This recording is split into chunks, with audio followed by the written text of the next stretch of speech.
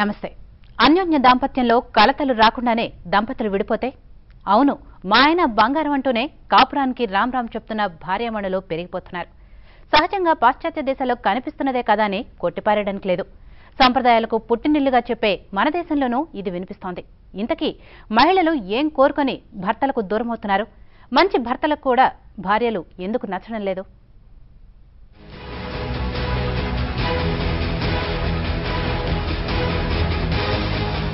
నిత్యం కలతలు వేధింపులతో బాధపడటం కంటే విడిపోయి వ్యక్తిత్వాన్ని నిలుపుకొని సొంత కాళ్లపై బతకటమే మేలు. ఇందులో సందేహం లేదు. సమానత్వాన్ని కోరుకునే ఏ మహిళ కూడా తనను ఏమాత్రం గౌరవించని భర్తతో కాపురం చేయాలనుకోదు. ఇదంతా సమాజంలో కనిపిస్తున్నదే. కానీ ఇప్పుడు మరో కొత్త కోణం వివాహ సంబంధాలపై చర్చకు తెరతీస్తోంది.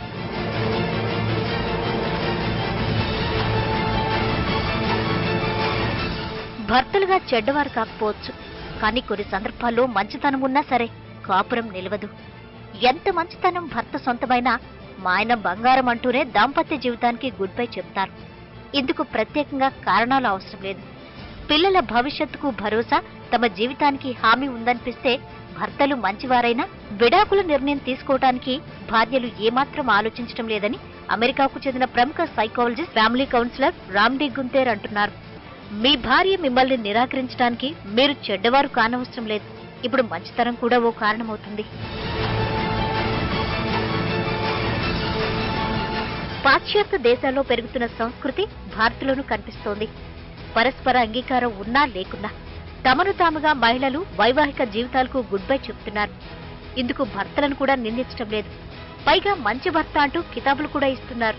దంపతులు దీర్ఘకాలం పాటు ఒకరిపై ఒకరు పర్యవేక్షణ కోరుకోవటం లేదు. ముఖ్యంగా భార్యలు తమ స్వేచ్ఛకు ఆటంకాలు వస్తున్నాయని భావిస్తే మంచి భర్త అయినా సరే దూరం కావటానికి పెద్దగా ఆలోచించటం లేదు. సమాజాన్ని చూసి విడాకులు తీసుకోవటానికి భయపడటం లేదు.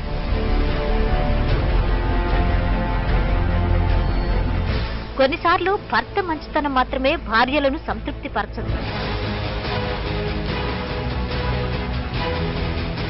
ఇటీవల ఈ తరహా ఘటనలు తరచుగా కనిపిస్తున్నాయి.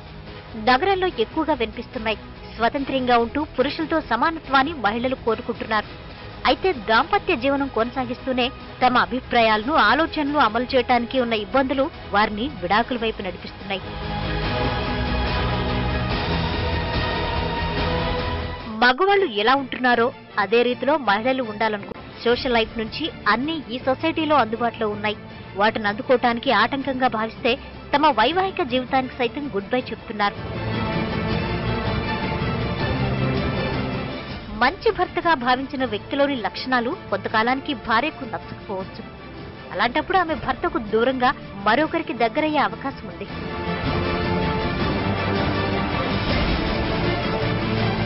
కలతలు వస్తే సర్దుకుపోయి కాపురం చేయాలన్నది గతం. ఇద్దరి మధ్య అభిప్రాయాలు, ఆలోచనలు కలవకపోయినా విడిపోవటం సహజంగా మారుతోంది. మెట్రో నగరాల్లో కనిపిస్తున్న ఈ సంస్కృతిపై భవిష్యత్తులో సమాజం ఎలా స్పందిస్తుందో చూడాలి.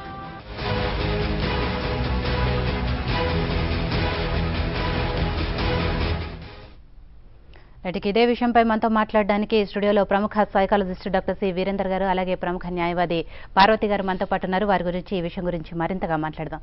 వీరేందర్ గారు, మీరు చెప్పండి. మామూలుగా అయితే భర్త మంచివాడు కాకపోతేనో లేకపోతే భార్య మంచిది కాకపోతేనో విడిపోవటం మనం చూస్తుంటాం.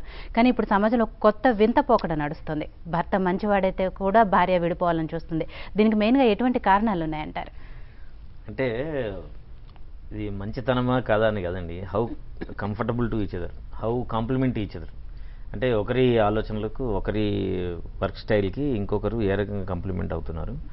ఎదుటివాళ్ళు కోరుకున్న జీవితం అవతల వ్యక్తితోటి నిజంగానే నేను పొందుతున్నానా లేదా, ఇవి ఎక్కువగా వ్యక్తుల్ని కాలాకాలం పాటు కలిసి ఉండడానికి ఎక్కువ దోహదం చేస్తుంది.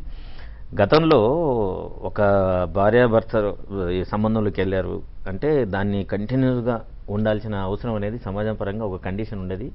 అందరి ఆలోచన కూడా ఆ రకంగా ఉండేది. కానీ ఇప్పుడున్న పరిస్థితి లోపల వ్యక్తిగత ఆసక్తులు, వ్యక్తిగత ఇంట్రెస్ట్లు చాలా ఇంపార్టెంట్ రోల్ ప్లే చేస్తుంది. కాబట్టి నేను ఆయనతో కలిసి ఉండాలనుకున్నప్పుడు నా ప్యాషన్స్ కానీ, నా ప్రొఫెషనల్ గోల్స్ కానీ, లేదు వ్యక్తిగతంగా నేను రాబోయే కాలంలో ఎలా ఉండాలనుకుంటున్నానో అలాంటి జీవితానికి అవతల వ్యక్తుల యొక్క సపోర్ట్ కానీ, అవతల వ్యక్తి యొక్క ఎంకరేజ్మెంట్ కానీ నేను అనుకున్నంత స్థాయిలో నాకు రానప్పుడు, కుటుంబం పరిధి అది దాన్ని తగ్గించేస్తుంది, నేను దీన్ని దాటుకుని పోలేనని ఎప్పుడైతే అర్థమవుతుందో అవతల వ్యక్తులు మంచి వాళ్ళైనా సరే మంచిగానే డైలాగ్ ఓపెన్ చేస్తారు. ఏమనంటే ఇప్పుడు మేము బాగానే ఉంటున్నాము, కానీ నేను ఇలాంటి జీవితాన్ని కోరుకోవటం లేదు, I want something else beyond. ఇప్పుడున్న కండిషన్ లోపల నేను అనుకున్న దాన్ని ఇప్పుడున్న పరిస్థితుల్లో మన కుటుంబం దీన్ని సపోర్ట్ చేయదు, కాబట్టి నేను దీనిలోంచి బయటికి వెళ్తేనే అప్పుడు నీకు బాగుంటుంది, నాకు బాగుంటుంది. So better let us relax our rules and regulation, let me go out of this relationship అనే ప్రపోజల్ ఎక్కువ అవుతుందని మనం చెప్పలేము, కానీ బట్ ఈ ప్రపోజల్స్ మాత్రం వస్తున్నాయి.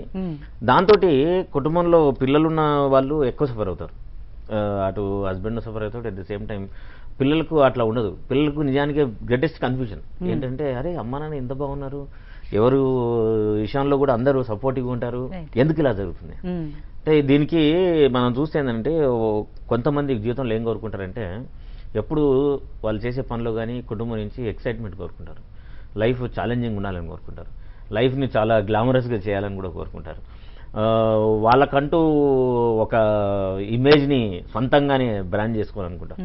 అవన్నీ కుటుంబంతో కలిసి చేయలేనని అర్థమైనప్పుడు ఈ జీవితం ఒకటే కదా మనిషికి ఉండేది, నెక్స్ట్ జీవితం ఉంటుందా లేదా, ఉన్న దీని మెమరీస్ దాంట్లో క్యారీ అయితే అనేది ఇట్స్ డిబేటబుల్ క్వశ్చన్. కాబట్టి రాబోయే జీవితంలో ఏముంటుందనే సంగతి డిబేట్లకు వెళ్లకుండా ఇప్పుడున్న జీవితాన్ని రాబోయే కాలానికి నాకు అనుగుణంగా నేను డిజైన్ చేసుకోవాలి. ఇప్పుడు పెళ్లికి ఎంటర్ అయ్యి ఒక 10-15 years అయింది, లేదు 10 years అయింది, ఐ హ్యాడ్ ఎనఫ్, జీవితానికి కావాల్సిన అన్ని వచ్చేసింది. I become mother, I got happy family life, I want to see some other life also which can lead me to become as a human being గా నేను చాలా బెటర్గా నేను ఇంకా లీడ్ చేయగలిగే అవకాశం నేను తెచ్చుకోవాలనుకునే ఆలోచనతోటే ఈ కైండ్ ఆఫ్ స్టెప్స్ ముందుకు వస్తారండి. ఓకే పార్వతి గారు, ఇంతకు ముందు మనం చూసినట్లయితే సహనానికి మారు పేరు స్త్రీ అంటారు. భర్త ఎంత తాగుబోతువాడైనా ఆ ఫ్యామిలీ గురించి లేకపోతే పిల్లల గురించి ఆలోచించి ఆ ఆడవాళ్ళు చాలా వరకు కూడా ఇలాంటి వాటికి విడాకులకు దూరంగా ఉంటూ భర్తతో కలిసి జీవిస్తూ వచ్చేవాళ్ళు. బట్ ఇప్పుడు ఎందుకు అలా మారిందంటారు? అవునండి, ఇంతకు ముందు రోజుల్లో వివాహ బంధం అంటే 100 ఏళ్ల బంధం అని చెప్పేసి భావించేవాళ్ళు. ఇంకా చావైన బ్రతుకైన ఆ భర్తతో అనేటటువంటి భావన మనకు ఉండేది. మరి ఇటీవల కాలంలో మనం చూస్తే మారుతున్న టెక్నాలజీ యుగంలో మనం ఉన్నాము. యువత యొక్క ప్రయారిటీస్ చాలా మారిపోయినాయండి. ఎస్పెషల్లీ బాగా హైలీ ఎడ్యుకేటెడ్ యువత కానీ సెలబ్రిటీస్ కానీ వీళ్ళందరూ ప్రయారిటీస్ మారిపోయినాయి అనమాట. రిగార్డింగ్ మ్యారిటల్ లైఫ్లో వాళ్ళు ఎక్కువగా దేనికి ప్రాధాన్యత ఇస్తున్నారంటే ఆత్మగౌరవానికి, వ్యక్తిత్వానికి, వారి వ్యక్తిగత స్వేచ్ఛకు ప్రాధాన్యత పెరిగిపోయింది ఈ రోజుల్లో. అందుకే వివాహంను విచ్ఛిన్నమవడానికి కారణాలు ఏంటి అని చెప్పేసి సర్వే చేస్తే ఎస్పెషల్లీ ఈ ఐటీ ఉద్యోగినులు, సెలబ్రిటీస్ వీరిలోనే విడాకుల సమస్య అనేది ఎక్కువైపోతుంది. కుటుంబ న్యాయస్థానాలను ఆశ్రయించేటటువంటి జంటలు వీరు ఎక్కువగా ఉన్నారు. అందువల్లనే వీరి కోసం ఇటీవల కాలంలో గత 2-3 సంవత్సరాల నుండి కుటుంబ న్యాయస్థానాలు శనివారాలు, ఆదివారాలు కూడా పనిచేస్తున్నాయండి. రౌండ్ ది వీక్ పనిచేస్తున్నాయి అనమాట. మరి ఇంతకు ముందంటే మరి మనం మెయిన్ రీజన్స్ మనం ఆలోచిస్తే ఒకవైపు చూస్తే కంపాటబిలిటీ లేకపోవడం ఒకటి, అహంకారపు ధోరణులు ఒకవైపు, అసమానత ఒకవైపు, ఇంకా కొంత లెవెల్కి మనం ఆలోచిస్తే వరకట్నపు వేధింపులు ఒకవైపు, అట్లాగే అనుమానించేటటువంటి భర్తలు, భార్య క్యారెక్టర్ను సస్పెక్ట్ చేయడము, ఇవన్నీ రకరకాల కారణాలు ఉండేవి. ఇక మనం చూస్తే ఈ విడాకులకు కారణాలు, ఈ కుటుంబాలు ఈ రకంగా న్యాయస్థానాలను ఆశ్రయించడానికి కారణాలు చూస్తే ఒక్కొక్క సెట్లో ఒక్కొక్క కారణాలు ఉంటున్నాయి అనమాట. ఎస్పెషల్లీ మనం బిలో పావర్టీ లైన్ మహిళలు చూసుకుంటే తీవ్రమైన వ్యసనాలకు, దుర్వ్యసనాలకు లోనై, తాగుడుకు, మాదక ద్రవ్యాలకు లోనై హింసించినప్పుడు మాత్రమే, ఇక ఉండేటటువంటి పరిస్థితులు లేక ప్రాణహాని ఉన్నప్పుడు మాత్రమే వాళ్ళు విడాకులు కావాలని చెప్పేసి న్యాయస్థానాలను ఆశ్రయించేటటువంటి వాళ్ళు. ఇంకా కొంత అప్ లెవెల్కి వెళ్ళినప్పుడు మహిళలు ఇటీవల కాలంలో చాలా ఉద్యోగాలు చేసేటటువంటి భార్యల సంఖ్య పెరిగిపోయింది. భర్తలు వెళ్ళిన అనుమానాలతో, రకరకాల అనుమానాలతో వేధిస్తున్నారు. వాళ్ళు వేరబౌట్స్ పైన ఒక ఐ వేసి చెక్ చేస్తున్నారు. కాబట్టి అనుమానాలు ఎక్కువైపోయినాయి. ఇదొక కారణం అయితే, ఇంకా మనం హైయర్ లెవెల్కి వచ్చినప్పుడు అప్పర్ మిడిల్ క్లాస్కు, సెలబ్రిటీస్కు, వాళ్ళ లెవెల్కి మనకు వచ్చినప్పుడు ఇందాక సార్ చెప్పినట్లు ఒకరి అభిరుచులు ఒకరికి కుదరడం లేదు. ఒక చిన్న విషయమైనా, చిన్న దాంట్లో అయినా, చిన్న అసమానతకు భావించిన, చిన్న స్వేచ్ఛా భంగమైంది అనుకున్న ఒకరికొకరికి ఎందుకు లొంగి ఉండాలి, ఈ లైఫ్ చాలా valuable, let us take divorce అని చెప్పేసి డైవర్స్ను కోసమే కోర్టులను ఆశ్రయిస్తున్నారు. ఇంకో కారణం మనం గమనిస్తేనండి, ఈ సెలబ్రిటీస్కు, హై మిడిల్ క్లాస్ పీపుల్కు ఈ రోజుల్లో చక్కటి పాసిబిలిటీస్ ఎక్కువగా ఉన్నాయి. చూస్తే పాపం బిలో మిడిల్ క్లాస్ పీపుల్ కానీ బిలో పవర్ లైన్ పీపుల్స్ కానీ కోర్టులను ఆశ్రయించాలంటే వాళ్ళకి time, money, energy waste, financial capacities ఉండాలి, కుటుంబం నుంచి సపోర్ట్ ఉండాలి, సొసైటీ నుంచి సపోర్ట్ ఉండాలి, మోరల్ సపోర్ట్లు ఉండాలి. అన్ని రకాల సపోర్ట్ల కోసం పాపం విసిగి వెతికి వేసారి ఇంకా గత్యంతరం లేకుండా వస్తున్నారు. వేరాజ్ ఒక సెక్ట్ ఆఫ్ పీపుల్ ఇది డిఫరెంట్ అన్నమాట. వాళ్ళు ఆల్రెడీ సొసైటీలో ఒక ఉన్నతమైన స్టేజ్ని ఎంజాయ్ చేసేటటువంటి మహిళలు, ఫినాన్షియల్గా స్టేబుల్గా ఉండేటటువంటి మహిళలు, ఈ సొసైటీ యొక్క పోకడలు తెలిసినటువంటి మహిళలు, వాళ్ళైతే కోర్టులను ఆశ్రయిస్తున్నారు, ఈజీగా విడాకులు తీసుకుంటున్నారు. కానీ మిగతా మహిళల సంఖ్య వచ్చేసరికి పాపం ఏండ్లు పూండ్లు కోర్టుల చుట్టూ తిరిగి మనోవర్తి కోసమై, మెయింటెనెన్స్ కోసమై, పిల్లల కస్టడీ కోసమై, ఒక మ్యారిటల్ ఇష్యూస్లో రకరకాల అన్ని కూడా దాంట్లో మనకు ఇమిడి ఉన్నాయన్నమాట. పిల్లల్ని ఎవరు చూసుకోవాలి, పిల్లల్ని ఎవరు పోషించాలి, తిండి తిప్పల బాధ్యత ఎవరు వహించాలి, వాళ్ళ భరణము ఎవరు ఇవ్వాలి, ఇవన్నీ కూడా కలిసి ఉంటాయి. కాబట్టి కొంతమంది మహిళలు అనేక రకాలుగా ఆలోచిస్తున్నారు. కొంతమంది మహిళలు అసలు ఆలోచించకుండా వాళ్ళకి అలాంటి ప్రాబ్లమ్స్ లేవు, టక్కన వాళ్ళు విడాకులు తీసుకునేటటువంటి పరిస్థితి ఉన్నదన్నమాట. వీరేంద్ర గారు, మామూలుగా విడాకులు తీసుకోవాలంటే నిజంగా మహిళకు అంటే మానసికంగా చాలా దృఢంగా ఉండాలి. So at the same time ఈ పరిస్థితులు అంటే భర్త మంచివాడైనా లేదా మీరు అన్నట్టు ప్రశ్నించే హక్కు ఇద్దరికి సేమ్ ఉండాలి అనే టైప్లో ఉన్నా కూడా వాళ్ళు విడాకులు తీసుకోవడానికి నిజంగా మానసికంగా ఎంత బలం ఉండాలి, సైకలాజికల్గా ఎలా వాళ్ళు ఇదవ్వాలంటే? ఇది మనం ఒకటి అర్థం చేసుకోవాలండి. అంటే ఒక అమ్మాయి అబ్బాయి కలిసి చాలా కాలం ఉండాలి అని అంటే ఫస్ట్ ఆఫ్ ఆల్ ఇద్దరు వ్యక్తుల మధ్య ఉన్న emotional needs, psychological needs, financial needs, physical needs, social needs ఇవన్నిటినీ కూడా తీర్చేసే పరిస్థితి లోపల ఇద్దరు ఓరుకోరు ఉన్నప్పుడు అమ్మాయికి కానీ అబ్బాయి కానీ ఆ రిలేషన్షిప్ చాలా రోజులు కంటిన్యూ చేయాలనే ఆలోచన ఉంటుంది. ఎక్కడైతే నా ఇంటెలెక్చువల్ నీడ్స్కు సరిపోయే విధంగా లేదు, నా సోషల్ నీడ్స్ సరిపోయే విధంగా అవతల వ్యక్తి ఉండట్లేదు అనిపించినప్పుడు అవతల వ్యక్తి మంచివాడే, కానీ ఈ నీడ్స్ను చేయడంలో ఫుల్ఫిల్ చేయడం లోపల అవతల వ్యక్తి ప్రతిసారి విఫలమవుతుంది అనుకోండి, I double a kind of disappointment in my life. నా జీవితం ఏమనిపిస్తుంది అంటే చాలా నిస్సత్తుగా అనిపిస్తుంది. ఈ జీవితాన్ని ఇంకా చాలా రోజులు కొనసాగించడం వల్ల తనకు కానీ నాకు కానీ డిస్టర్బెన్స్ ఉంటుంది తప్ప ఏ ఇద్దరికి కూడా సంతోషంగా ఉండలేని పరిస్థితి వస్తుంది. కాబట్టి నేను బయటకు వచ్చి వీటిని నేను పెంపొందించుకోవడమే బెటర్ అనే భావనతో బయటికి రావడం ఎక్కువగా జరుగుతున్న ఇది. చాలా మంది ఏం చేస్తారంటే బయటకు వచ్చి కూడా ఎందుకు చేయడి, ఎలాగే తిరగట్లేదు కదా, అయితే నేను ఎక్స్టర్నల్గా ఏమైనా చేయగలుగుతాను ఫ్యామిలీలో ఉండి, రైట్, నేను అలా ఉండి అలా చేయడం అనేది నా వాల్యూస్కి విరుద్ధం అనిపించినప్పుడు నేను బెటర్గా దీని నుంచి బయటకు వచ్చి చేయడమే ఇద్దరికి కూడా బెటర్గా ఉంటుంది, పిల్లలకు కూడా బెటర్గా ఉంటుంది, రెండు ఫ్యామిలీస్లో కూడా బెటర్గా ఆలోచన ఉంటుందని చెప్పి విడిపోయి బయటికి రావడం. చాలా మందికి తెలియని ఏంటంటే రిలేషన్షిప్లో సైకాలజీలో ఎయిడ్స్ టీ అని అంటారండి. అంటే ఏ అంటే అట్రాక్షన్, ఐ అంటే ఇనిషియేషన్, డి అంటే డెవలప్మెంట్, ఎస్ అంటే సస్టైనెన్స్ ఆర్ టర్మినేషన్. ఈ అట్రాక్షన్, ఇనిషియేషన్, డెవలప్మెంట్ తర్వాత ఈ రిలేషన్షిప్ ను సస్టైన్ చేయాలా, టర్మినేట్ చేయాలా, రైట్? ఈ ప్రాసెస్ ఏ రకంగా జరుగుతుంది, ఈ డెవలప్మెంట్ ప్రాసెస్ లో ఇది అట్రాక్షన్, ఇనిషియేషన్ తర్వాత డెవలప్ అయ్యే ప్రాసెస్ లోపల ఎలాంటి నీడ్స్ ను ఓరుకోరు తీర్చుకుంటున్నారు అనే దాన్ని బట్టి ఈ రిలేషన్షిప్ ఎన్ని రోజులు కంటిన్యూ చేయాలా, లేదు వీరైతే టర్మినేట్ చేయాలని. అంటే ఒకటి మాత్రం అందరూ గుర్తించాల్సిందంటే all relationships have, except blood relations, many relationships have expiry date. చాలా మందికి తెలియదు. నేను అందుకే రిలేషన్షిప్ లో ఉన్న వాళ్ళు ఒక 20 సంవత్సరాలు ఫ్రెండ్షిప్ చేస్తారండి. చేసిన తర్వాత అనుకోని కాలంలో ఏదో ఇష్యూ వస్తుంది, దే సపరేట్ ఇట్ అవుట్. ఒక వ్యక్తి దానిలో విపరీతంగా మానసిక క్షోభను అనుభవిస్తాడు. ఏంటంటే అయ్యో నా రిలేషన్షిప్ ఇన్ని సంవత్సరాల రిలేషన్షిప్ ఇక లేదే. Are you feel happy for having 20 years of best relationship, why you look into the future, right? ఎందుకు ఇది జరుగుతుంది అంటే చాలా మందికి ఈ రిలేషన్షిప్ లో ఉన్న డైనమిక్స్ అర్థం కాకపోవడం, డైనమిక్స్ తెలియకపోవడం. ప్రతి రిలేషన్షిప్ ఉన్న వాళ్ళు ఏమనుకుంటారంటే మాది అద్భుతమైన రిలేషన్షిప్, దీనికి మరణం లేదు, మనిషికే మరణం ఉంది, రిలేషన్షిప్ ఎందుకు ఉండదని మనం, రైట్?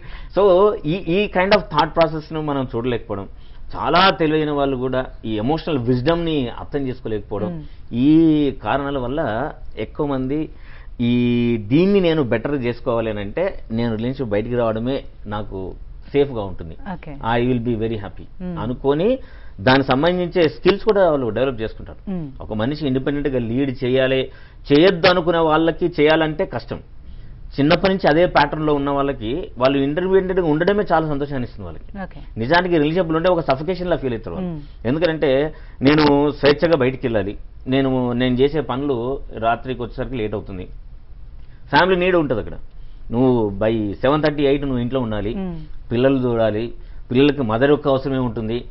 ఇవన్నీ కండిషన్స్ వాళ్ళకు కూడా తెలియని కాదు. కానీ ఇది అవతల వాళ్ళు రిప్రజెంట్ చేస్తే, అవతల వ్యక్తులు దీన్ని గుర్తింపు చేస్తే దే స్టార్ట్ ఫీలింగ్ దట్ ఇదే సఫికేషన్, రైట్? ఇప్పుడు రాత్రి అంటే ఎంత చిన్న విషయాలు డిస్టర్బ్ చేసే అవకాశం ఉందనంటే, నేను రాత్రి 11 నుంచి మొదలుపెట్టి 1 దాకా నాకు చదువుకోవడం ఇష్టం. ఓకే, నువ్వు బెడ్రూమ్లో చదవకూడదు, లైట్ వేయకూడదు. ఓకే, అరే నేను చదవాలి, this makes me feel better, this make me become more stronger in my profession అన్నా సరే నీడ్ ఉంటుంది. ఏంది నువ్వు రాత్రి కూడా చదవకూడదు, it is a disturbance for us. నువ్వు చదువుకుంటుంటే మాకు పడుకోవడం మాకు బాగుండదు, కాబట్టి నువ్వు కూడా పడుకోవాలి. Slowly the issues of professional కానీ, issues of self esteem activities కానీ, వీటన్నిటి మీద కండిషన్ వచ్చేసరికి ఒక పాయింట్ వచ్చిన తర్వాత ఏమనిపిస్తుంది అంటే, what for I'm doing all these things, ఎవరికోసం చేస్తున్నాను.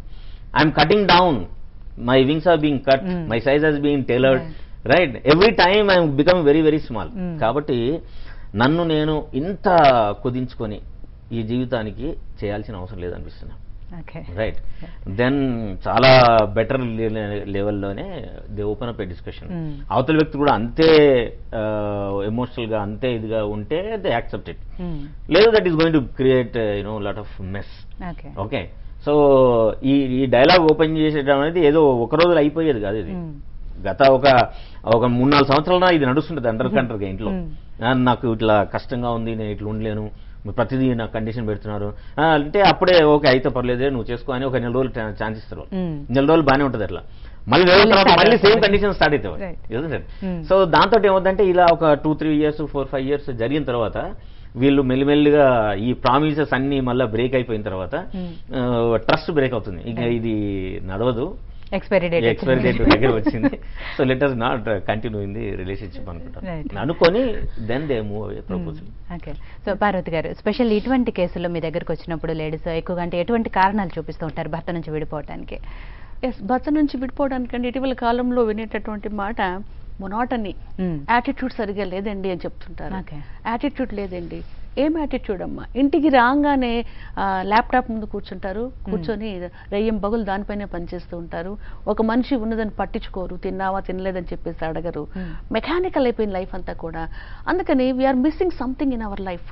ఆ సంసార మాధుర్యాన్ని మేము ఎంజాయ్ చేయలేకపోతున్నాము. వాట్ ఫర్ అని చెప్పేసి అలాంటి నిర్వేదమైన పరిస్థితుల్లోకి ఎస్పెషల్లీ యువత వెళ్ళిపోతున్నారు అనమాట. వన్ వే నో డౌట్, ఇలాంటి జాబ్స్ చేయడం వల్ల వాళ్ళు చాలా వాళ్ళ కెరీర్లో వాళ్ళ టార్గెట్స్ రీచ్ అవుతున్నారు కాబట్టి, కానీ వాళ్ళ లైఫ్ను వాళ్ళు మిస్ అయిపోతున్నారు అనమాట. ఏ యువతను కదిలించిన, ఎస్పెషల్లీ 30s ఉండేటటువంటి వాళ్ళని కదిలించిన, నన్ను కేర్ చేయట్లేదు, నన్ను పట్టించుకోవట్లేదు, నా ఉనికిని గుర్తించడం లేదు, ఇంట్లో భార్య అనేటటువంటి ఒక ప్రాణి ఉందని చెప్పేసి మర్చిపోతున్నారు అని చెప్పేసి అంటున్నారు. కొన్ని సందర్భాల్లో మేము అబ్బాయిలను అడిగినప్పుడు ఎందుకు ఈ రకంగా బిహేవ్ చేస్తున్నారంటే, వాళ్ళ రీజనింగ్ ఇంకొక రకంగా ఉంది. చిన్న వయసులోనే కష్టపడి సంపాదించుకోవాలి, మాకెన్నో టార్గెట్స్ ఉన్నాయి మా డిపార్ట్మెంట్ లో, ఆ టార్గెట్స్ అన్ని మేము రీచ్ అవ్వాలని చెప్పేసి రన్నింగ్ అనమాట. ఈ రన్ లో ఈ జీవితంలో ఉండేటటువంటి ఈ మాధుర్యాన్ని వాళ్ళు మిస్ అయిపోతున్నారు. ఇది కూడా ఒక కారణం అయిపోతూ ఉంటుందన్నమాట ఈ జంటలు విడిపోవడం దానికి. ఇంకోటి ఏంటంటే, మరి ఇటీవల కాలంలో భార్యాభర్తలు కలిసి ఉండేటటువంటి టైం లేదు. ఇంట్లో ఒక చోట కలిసి భోంచేయడం కానీ, కలిసి మాట్లాడుకోవడం కానీ, ఎందుకంటే జాబ్స్, కొందరు నైట్ జాబ్స్ చేస్తున్నారు, కొందరు డే జాబ్స్ చేస్తున్నారు, ఇద్దరు కలవడమే తక్కువైపోయింది. కాబట్టి ఒకరి మధ్య ఒకరికి సరైనటువంటి అవగాహన లేదు, కూర్చొని మాట్లాడి డిస్కస్ చేసుకునేటటువంటి ఇది లేదు. ఇంకా మనము ఈ మ్యారిటల్ ఇష్యూస్లో మనం ఎంత డిస్కషన్ పెట్టుకున్నప్పటికీ చివరికి మనం వచ్చేటటువంటి పాయింట్ జాయింట్ ఫ్యామిలీ సిస్టమ్కి మళ్ళీ మనం రావాల్సిందే. ఇంత రోజుల్లో కుటుంబ వ్యవస్థ ఉన్నప్పుడు మనకు చిన్న చిన్న పొరపచ్చాలు పెద్దల దగ్గరికి వెళ్ళి మాట్లాడితే వాళ్ళు టక్కని సాల్వ్ చేసేటటువంటి వాళ్ళు. అందుకే వారి ప్లేస్లోనే ఇలాంటి సైకాలజిస్టులు వచ్చారు. కాబట్టి ఎవరైనా సరే ఇలాంటి మొనాటనీ ఫీలింగ్ కానీ, ఒక వ్యాక్యూమ్ ఫీలింగ్ కానీ, ఏదో కనబడినటువంటి ఒక అసంతృప్తికి లోనైనప్పుడు, అసహాయతకు లోనైనప్పుడు, అసహనానికి లోనైనప్పుడు సైకాలజిస్టుల దగ్గరికి వెళ్ళి కూర్చొని మాట్లాడినప్పుడు వాళ్ళ మనసులో ఉండేటటువంటి విషయాలన్నీ కూడా బయటకు తీసి సరైనటువంటి రెజల్యూషన్ వాళ్ళకి చూపిస్తుంటారు. కాకపోతే ఇలాంటి స్టేజెస్లో మనం గమనిస్తే, ఓకే ఆర్థికంగా నో డౌట్, సొసైటీ పరంగా నో డౌట్. ఒకప్పుడు మన సొసైటీలో ఒక అమ్మాయి కోర్టుకి ఎక్కిందంటే, ఒంటరిగా జీవిస్తుందంటే అదొక సోషల్ స్టిగ్మాగా భావించేటటువంటి వాళ్ళు, అడుగడుగునా వెంటాడే వాళ్ళు, వేధించేటటువంటి వాళ్ళు. ఆఖరికి కొన్ని సందర్భాలు మేము గమనిస్తే ఆవిడకు షెల్టర్ కూడా ఇచ్చేటటువంటి వాళ్ళు కాదు. కాకపోతే ఇప్పుడు పరిస్థితులు మారిపోయినవి, ఇండిపెండెంట్గా ఇండివిజువల్గా జీవించవచ్చు. మరి పిల్లల గురించి ఆలోచించడం మానివేశారు. మరి పసిపిల్లల కోసం మేము ఫ్యామిలీ కోర్ట్స్లో చూస్తే పాపము తండ్రినేమో పాప బాబు నాకు కావాలని తల్లి నాకు కావాలని చెప్పేసి ఒకరిపైన ఒకరికి ఉండేటటువంటి ఆ నెగిటివ్ యాటిట్యూడ్ను పిల్లలపైన వాళ్ళు గుమ్మరించి పిల్లల కోసమై పోరాటాలు చేసుకుంటున్నారు. ఆ పిల్లల లేత మనసు ఎంత సఫర్ అవుతుందో మనము ఆలోచించడం లేదు. ఇది ఒక రకం యూత్ అయితేనమ్మా, ఇంకొక రకం వాళ్ళు ఒక 30 years 40 years 35 years ముందు వివాహమైన వాళ్ళు ఏం చేస్తున్నారు తెలుసా, ఈ వయసులో late 60s లో మాకు విడాకులు కావాలని చెప్పేసి వస్తున్నారు. షాక్ తిని ఎందుకండి కావాలంటే, ఇంతవరకు నా పిల్లల సంక్షేమం కోసమే ఆ భర్త పెట్టేటటువంటి బాధలు భరించాను, పిల్లలు రోడ్ల పాలవుతారు, వాళ్ళ చదువులు సంధ్యలు పెళ్లిళ్ళు పేరెంటాలు చేయలేకపోతానని చెప్పేసి నేను ఫినాన్షియల్లీ కాదు, ఒకవేళ ఫినాన్షియల్ గా కొంత సౌండ్ ఉన్నా కూడా సొసైటీ పరంగా తండ్రి కావాలి, భర్త కావాలి, వివాహాలు కావాలని చెప్పేసి ఇంతవరకు మేము ఆగామండి. మా పిల్లలు చదువుకున్నారు, పెద్దవాళ్ళు అయ్యారు, ఇంకా మాకు వద్దండి, మాకు స్వేచ్ఛ కావాలండి, ఈ బాధలు మేము భరించలేమని చెప్పేసి వచ్చేటటువంటి జంటలు కూడా ఉన్నారనమాట. కాబట్టి వివాహం అంటే సార్ చెప్పినట్లు ఒక భార్యాభర్తల మధ్య, ఒక జంట మధ్య ఒక నమ్మకము, ఒక ప్రేమ, ఒక విశ్వాసము, ఇవి ఎప్పుడైతే సన్నగిల్లుతూ ఉంటాయో వెంటనే ఇలాంటి వివాహాలన్నీ కూడా విచ్ఛిన్నమయ్యేటటువంటి అవకాశం ఉంటుంది. కాబట్టి మనం ప్రతిరోజు కూడా ఈ బంధాన్ని మనం నిలుపుకోవడానికి మనం ప్రయత్నిస్తూనే ఉండాలి తప్ప నువ్వెంత అని చెప్పేసి అని నాకు బోర్ ఫీల్ అవుతుంది, నీకు బోర్ ఫీల్ అవుతుంది అని చెప్పేసి చిన్న చిన్న విషయాల్లో మనం ఇదవుతే ఇంకా కుటుంబ న్యాయస్థానాలకు రోజువారీగా మనం చెప్పినట్లు ప్రతిరోజు కూడా వాళ్ళ వర్కింగ్ డేగానే ఉంటుంది. రైట్.